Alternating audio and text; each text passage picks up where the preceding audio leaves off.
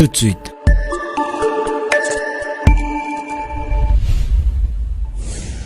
Le journal.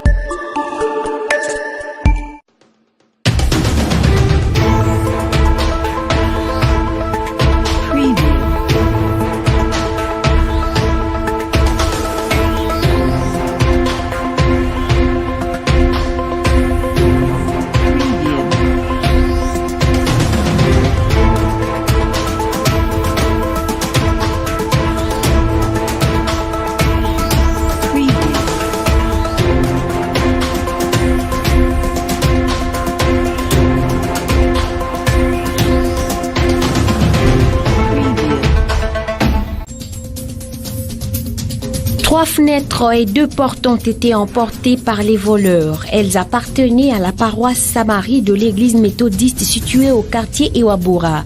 La scène s'est passée dans la nuit du mardi à mercredi.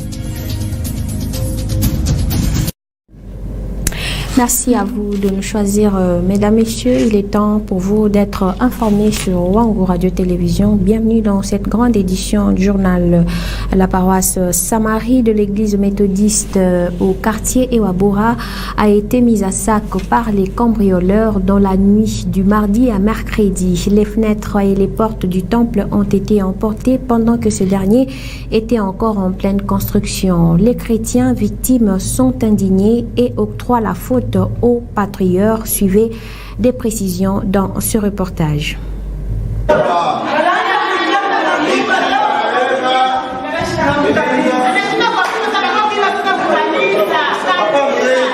C'est un temple qui est encore en pleine construction. Les portes et les fenêtres ont déjà été fixées à plusieurs endroits, mais les malfaiteurs les ont emportés. Après avoir cambriolé les foyers, les malfaiteurs se tournent à présent vers les temples des dieux. Les chrétiens victimes de ce vol se plaignent. Les actes que pose le voleur dans la ville ne sont pas bons. Ils entraient auparavant dans les maisons des gens. Mais aujourd'hui, ils arrivent même à pénétrer et à opérer dans l'église. C'est incompréhensible. Pendant que le chrétien se démène corps et âme pour construire, certains se permettent de voler. Ils ont emporté 3 fenêtres et 2 portes. Nous regrettons vraiment. Nous avons lancé la construction de ces temples depuis 2017. Nous y arrivons avec beaucoup de sacrifices pour élever ces murs. Alors que nous y arrivons, eux se permettent de venir les détruire. Selon les victimes, les patrouilleurs sont à la base de certains malfaisances car c'est eux qui sont censés surveiller pendant la nuit. Toujours dans la proximité, un présumé voleur des véhicules a été arrêté au joli site avec 2 jeeps par leur propriétaire ce mercredi 15 mai dans l'après-midi. Ces derniers l'ont emmené au bureau de renseignements généraux. Il reconnaît son forfait devant la police et devant les victimes propriétaires des véhicules. Sarah Katebe était sur le coup.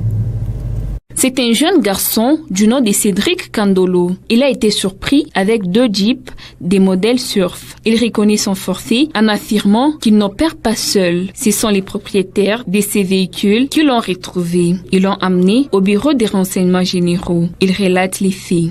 Mais non, mes portes étaient bien fermées. Donc je suis venu de chez moi vers le 20h pour la messe du veillé pascal. 30 minutes après, je me suis rendu compte que mes phares étaient peut-être allumés et que je suis sorti pour vérifier sur réellement si mes phares étaient allumés ou pas. Et de là, j'ai dû constater que ma Jeep était déjà partie. J'ai envoyé l'argent. Et je suis allé envoyer l'argent. Et là, ils m'ont dit, tu nous rappelles dans 2 minutes et on te dira là où tu peux aller récupérer ta Jeep. Je me suis dit, ok, ça va, il n'y a pas de problème. 2 minutes après, ils m'ont appelé, ils m'ont dit, est-ce que tu connaissais bien Kolosi? Je me dis, oui, je connais bien Kolosi. Et là, ils m'ont dit, ok, vous allez derrière mon palace, là-bas, vous allez récupérer ta Jeep. Je suis allé là-bas, derrière mon palace, là-bas, j'ai vu ma Jeep. Et là, j'ai alerté la police et on est allé avec la police pour aller récupérer la Jeep. Pour l'instant, le présumé Cédric est détenu au bureau en attendant que son dossier soit décerné au parquet. Les motocyclistes œuvrant au rond-point de l'indépendance ont du mal à exercer leurs activités. Ils déplorent le mauvais comportement de certains éléments de la PCR qui les empêchent à travailler, soi-disant que cet endroit n'est pas réservé aux motocyclistes. Ils veulent bien quitter le lieu, mais à condition que la mairie leur donne un autre endroit. Reportage signé Patient Kabamba. Le va-et-vient qu'effectue ce motocycliste n'est pas un jeu, mais un plaisir vain. Ils les font pour gagner de l'argent afin de vivre. Mais ceci doit se faire en ordre. Et cet ordre doit être établi par les services de régulation des transports qui, au lieu de les faire, fracassent plutôt les motocyclistes. À ces niveaux, on nous tracasse beaucoup et pourtant, nous sommes en crise. Nous sillonnons partout pour totaliser les versements du propriétaire de la moto. Même de la façon dont nous sommes stationnés, eux ne sont pas contents. Ils nous ont déjà interdit d'évacuer au niveau du rond-point. Nous avons respecté. Malgré cela, eux continuent toujours à nous arrêter. Les mobiles nous tracassent trop. On ne sait plus comment les repérer car ils sont tantôt en tenue civile ou en tenue militaire et cela ne nous permet pas de bien travailler. Nous demandons aux autorités de nous trouver un endroit pour stationner car les PCR et les mobiles nous arrêtent tout le temps. Or, nous n'avons pas d'autre métier à part les taxis. Quant à la police de circulation routière ainsi que des éléments mobiles, ils se sont réservés à tout commentaire. Actuellement, plupart des familles ont du mal à socialiser leurs enfants et à consolider la culture à leur sein. Selon certains, ceci est à la base de la mondialisation et l'acculturation. Beaucoup de jeunes, selon eux, veulent s'identifier aux cultures étrangères et abandonnent la culture de leur famille. C'est à l'occasion de la Journée internationale de la famille célébrée chaque 15 mai. Mikantenga pour le reportage.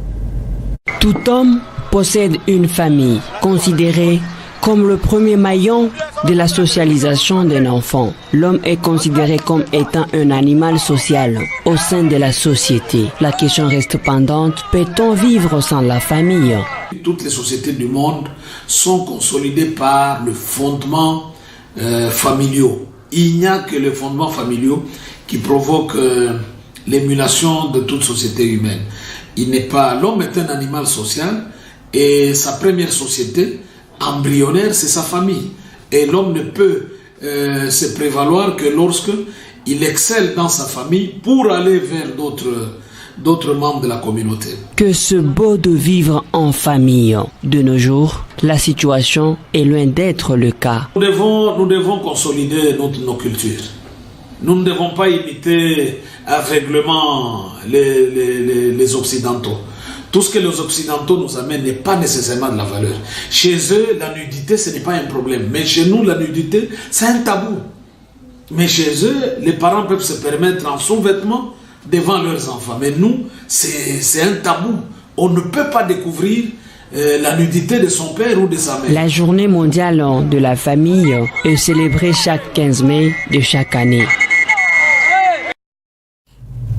Et puis, le ministre provincial de la Santé, Sami Kayombo, a reçu un brevet de mérite de la part des journalistes louchois. Selon eux, Sami mérite ce cadeau car il a abattu un travail d'étudiant dans son ministère.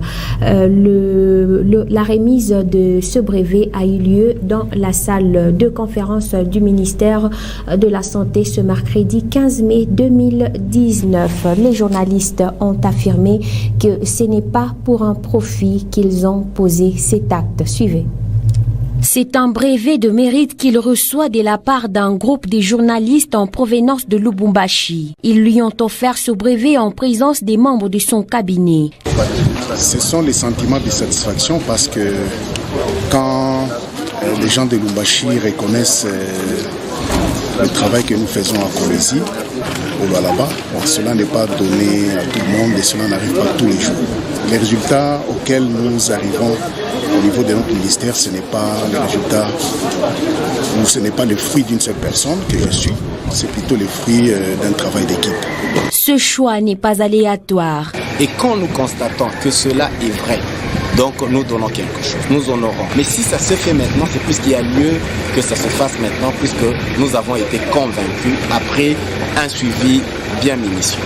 Ce groupe n'est pas de Kolwezi, non plus du Lualaba. Il provient du Haut-Katanga, une grande province de la RDC où se trouvent d'autres grandes personnalités. Mais son œil est posé à Kolwezi. N'est-ce pas une façon pour vous de lui soutirer de l'argent? Tu sais, quand on dit ASBL, signifie association sans but lucratif. Et l'excellence lui-même sait que c'est une ASBL, donc il sait que c'est sans but lucratif. Comment quelque chose qui a but lucratif et il faudra encore chercher de l'argent? Tu vois que ça serait contradictoire. Le groupe pour l'émergence du Congo promet de continuer à décerner le brevet aux hommes qui le mériteront au travers le pays.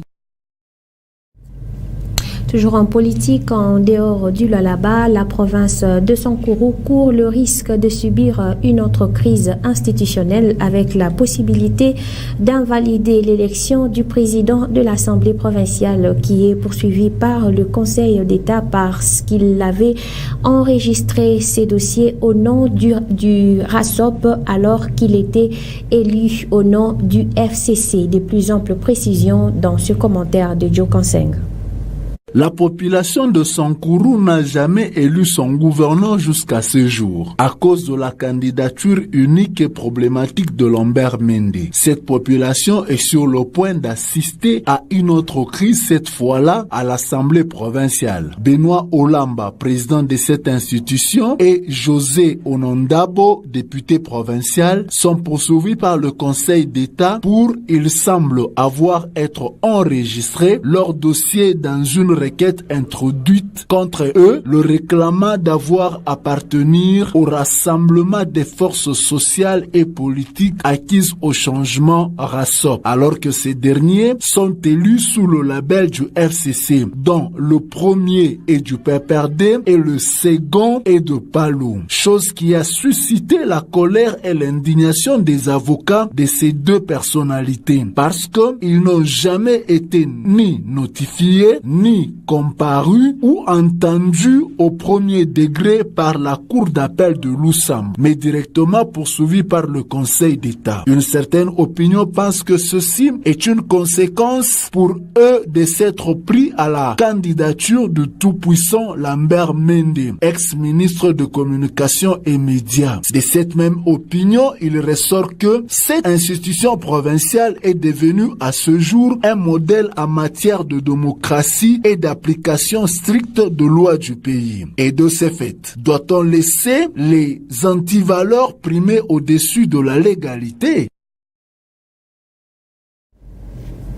La même situation se présente au Nord Kivu où l'élection de Jean-Pierre Lumbulumbu comme vice-président de l'Assemblée provinciale a été contestée ce 15 mai par un cadre de l'AFDC qui revendique l'annulation de ce vote qui, selon lui, viole le texte vu que le second tour n'a pas été organisé comme le prévoit l'article 23 du règlement d'ordre intérieur en cas de même nombre de voix avec son adversaire, car Jean-Pierre Lumbulumbu a obtenu le même nombre de voix que son adversaire, mais il a été désigné comme vice-président de l'Assemblée au détriment de Kanendu Eze, candidat du regroupement AFDCA, chose qui a été refusée et contestée par Patrick Kanyomo, député national de Goma, cadre du AFDC. Merci à vous, mesdames, messieurs, d'avoir suivi cette grande édition de journal qui vient de prendre fin. Tout de suite, portez-vous bien. Au revoir.